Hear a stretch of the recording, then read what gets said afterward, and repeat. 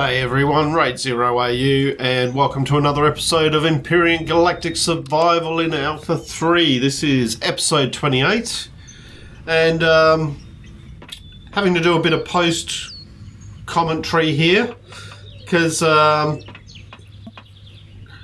of in the middle of doing, those that watch the channel regularly will know that I do sections of night duty, and I'm in the middle of doing my night duty run at the moment. So this video was supposed to, when I'm recording this, supposed to come out today, which would be yesterday by the time the video goes up.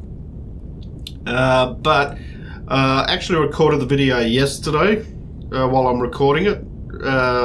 So a couple of days ago by the time it goes up. And in my night duty mode, I smartly forgot to turn the microphone on. So I've done the whole episode and there's no commentary to it. So just doing a bit of post commentary, so apologies for that, but still wanted to keep the episode.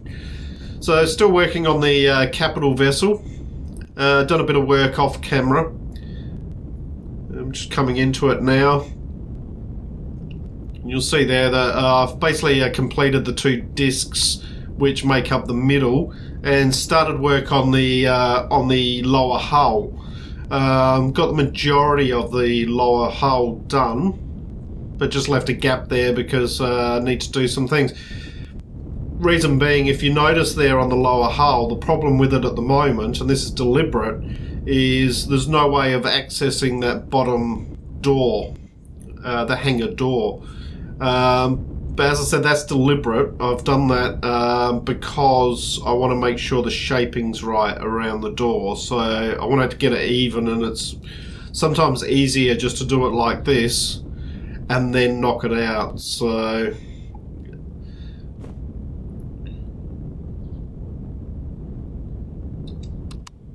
just deciding to head on out, and in we go.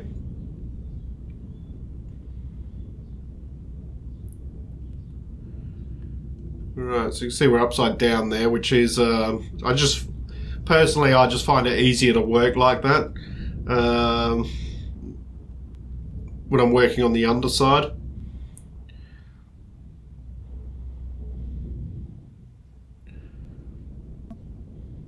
You see there's quite a bit of shaping and a bit of work I need to do on the inside just to tidy it up, but the outside of the hull is basically done.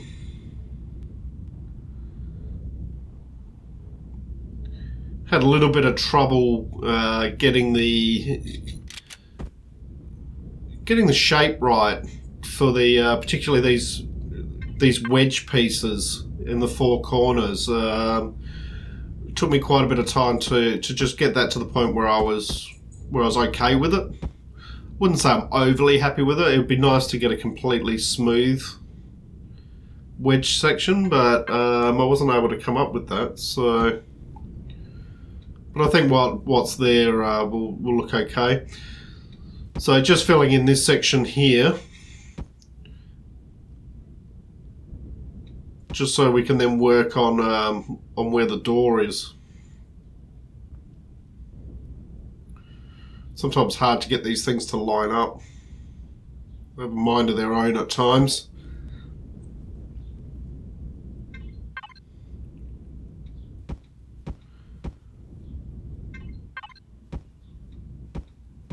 So just also while I'm doing this part, just wanted to mention one of the comments Shanna made about me mining everything. Having to do a bit of grinding off camera. Yep, that's absolutely right. There is quite a bit of grinding in the game to gather the resources that you need. But I guess that's part of, that's sort of part and parcel with all of these survival building games. That there's going to be a certain element of grinding involved, and I kind of just accept that. And to be honest, I don't mind it as long as it's a ends to a means. Like, you know, it's for a particular purpose, not just grinding for the sake of grinding. So the other thing is, once you've taken out a few of the bases, a few of the alien bases or points of interest, and you've got the multi-tool tier 2, dismantling those will save you a lot of mining time when it comes to just your basic building blocks. You can very quickly get a lot of the metal sheets that you make the steel blocks from, and you can easily get like a few thousand of those quite easily. Still takes a little bit of time, but you know, it mixes it. If you mix that in with a bit of mining, then it sort of breaks it up a little bit. So when I'm doing these wedge sections, I always find it easier to work on both sides of the wedge and bring it in. Just makes it a little bit easier to visualize while I'm building it. And you'll find that I'll swap over to the other side, to one of the completed sections at times, to just double check. Unfortunately, my memory's not good enough to remember exactly what I put where at times.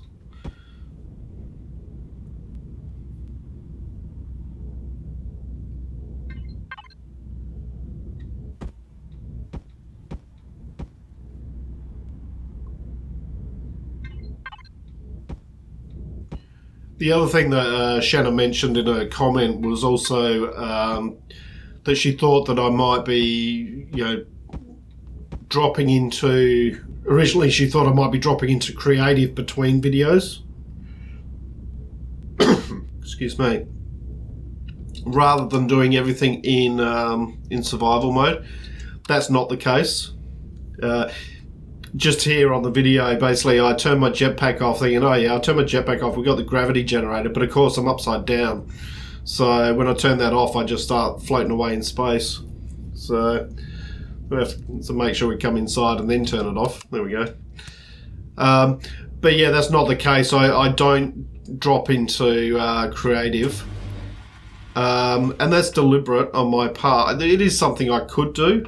And yes, it would make things easier and I could get a lot more done a lot quicker. But I like to stay in survival for these large builds because, simply from my point of view, I think it just shows what's possible with a bit of time and perseverance with it. And shows that, yeah, it is possible to do big builds in survival.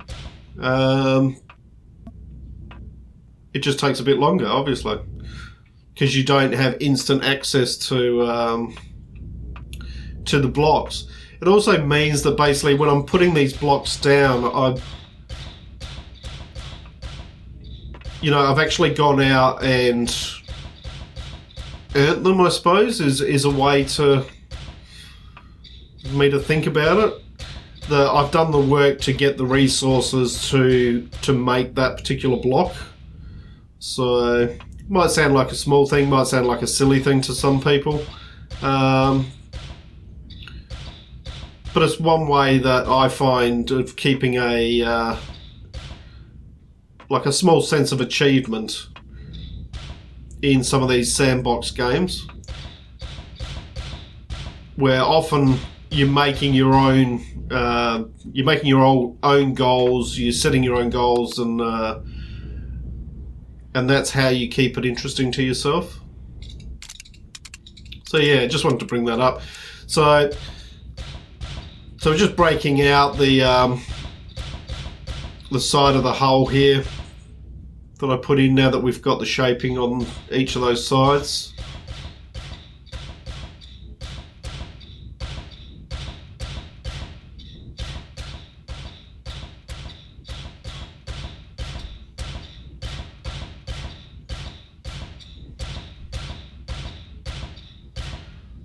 Go.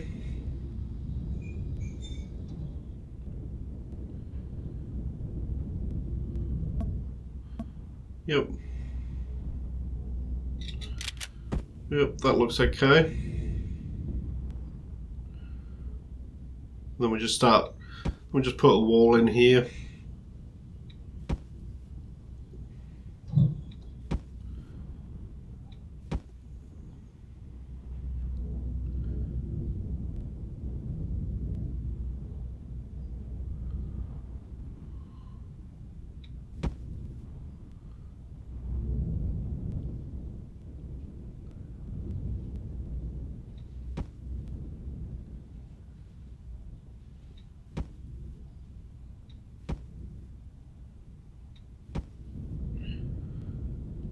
Right, that fills in that.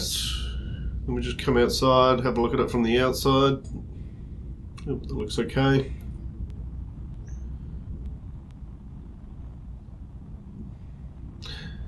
You can see that's the basic shape of the wedge section that I came up with in the end, using various blocks. As I said, it'd be nice to be able to get an absolutely smooth one, but I wasn't able to come up with that, so. But I think that looks okay. We can work with it.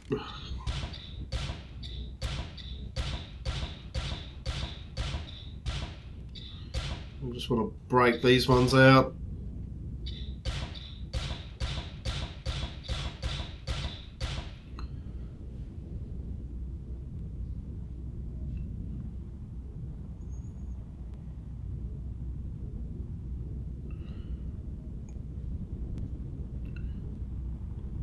Yep.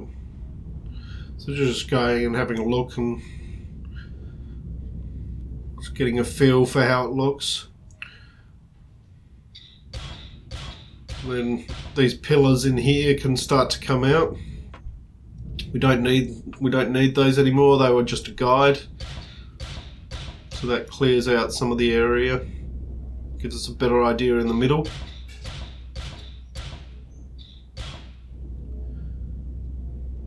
And some of these blocks here, basically, there's a few blocks that we want to be breaking out in the to tidy up in here.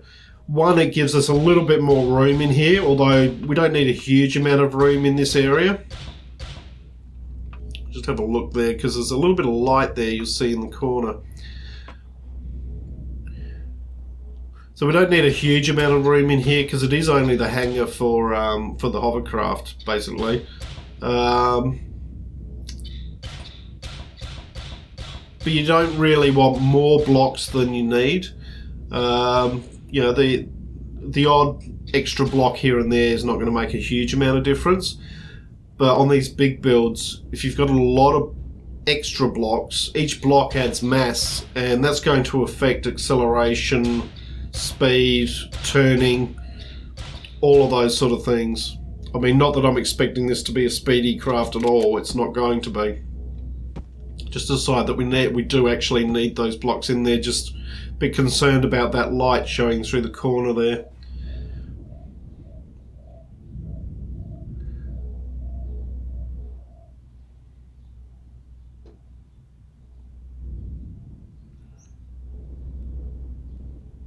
So sort of just looking around and, you know, sort of explaining, I think I was explaining at the time how, you know, basically about the fact that we want as few blocks as possible in there.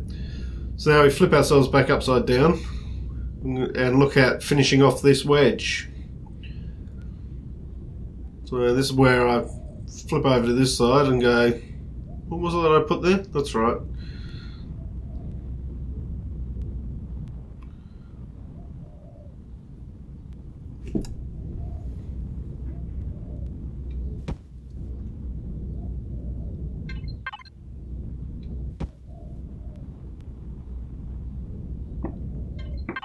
Absolutely get that first block placement wrong.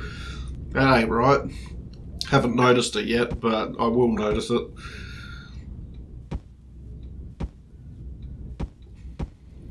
Got the orientation completely wrong on that one.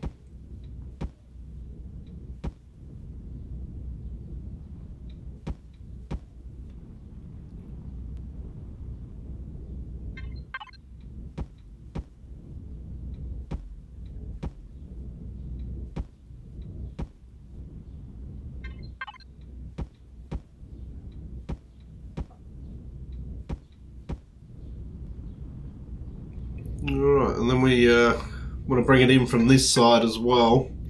As I mentioned, it's easier when doing these wedge, or I find it easier when doing these wedge sections to work from both sides and bring it in.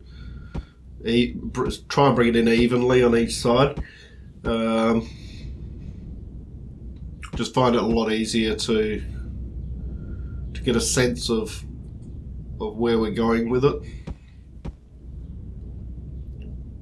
Right, we need to drop a block in there to block that gap up.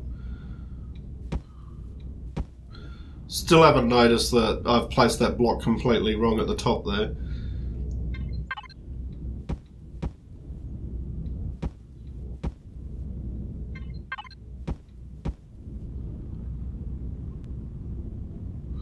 I'll just come over and have a look and go, oh yeah, how did I do that one? Yep, that's right.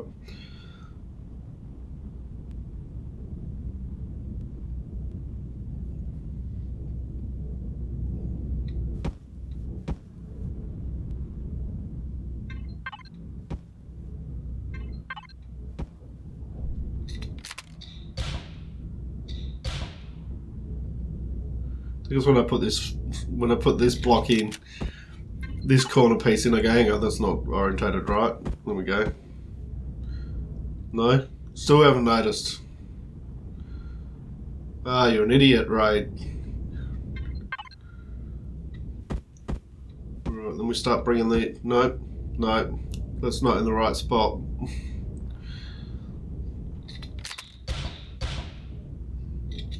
That's better.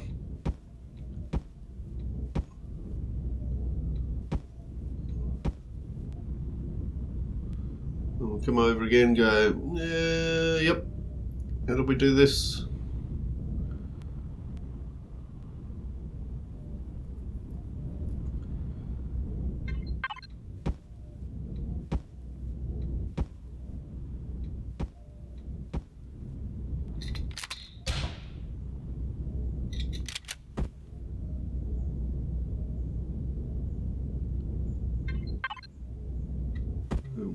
Put a slope block in there,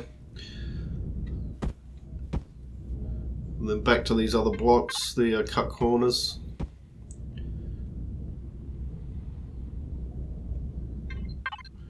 And it's really just a matter of slowly building this up.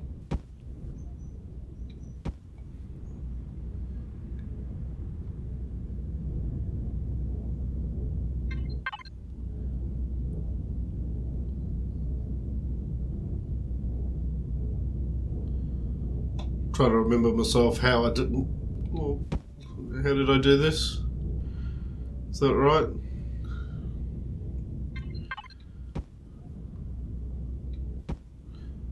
We'll still block it. Blocks in down here, so we got a base to work on.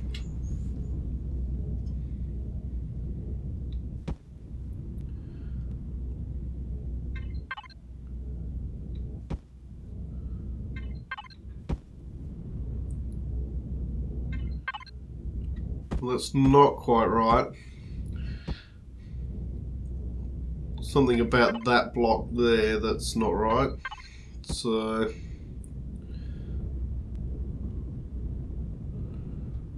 and that's because it's not one of those, it's only a long corner on it. I still haven't noticed that block is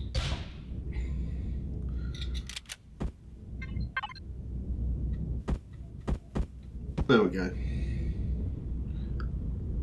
Come on, now I've noticed. There we go. Hang on, this one's not in right. That's better.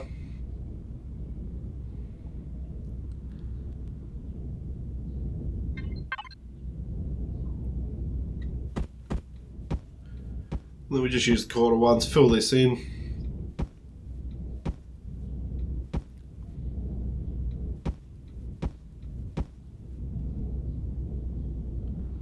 So knock out the one that I'd placed that shouldn't be there. And then swap over to the slope blocks just to smooth out the side here.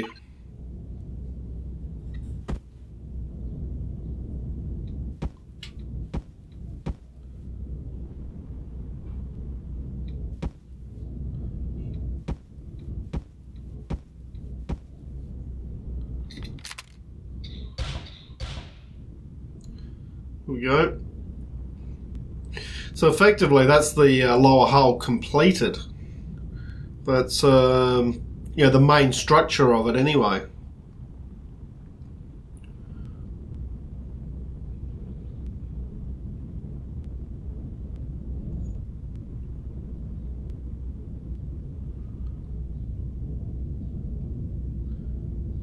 Just flip ourselves around to the right orientation.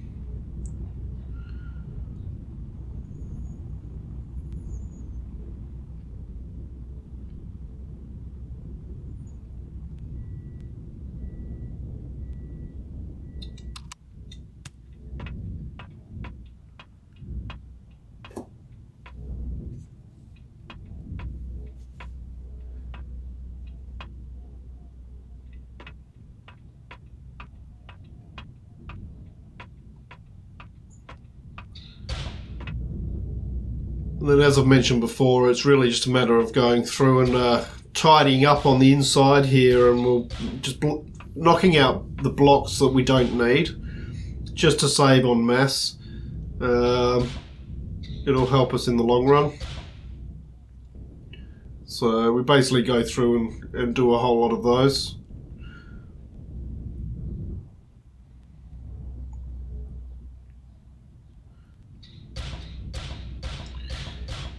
And really, that's all I do now till the end of the video, is just breaking out some blocks. So then what I'll do is I'll call the video here, guys.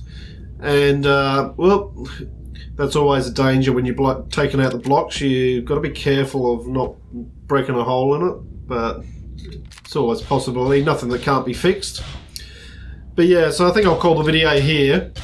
Apologies once again for the post-production commentary. It's not something I like to do, but at least I remembered to plug the microphone in this time. So I hope you've enjoyed what you've watched. If you have, please leave a like and subscribe. And I look forward to seeing you all next time. I'm Raid0AU, signing out.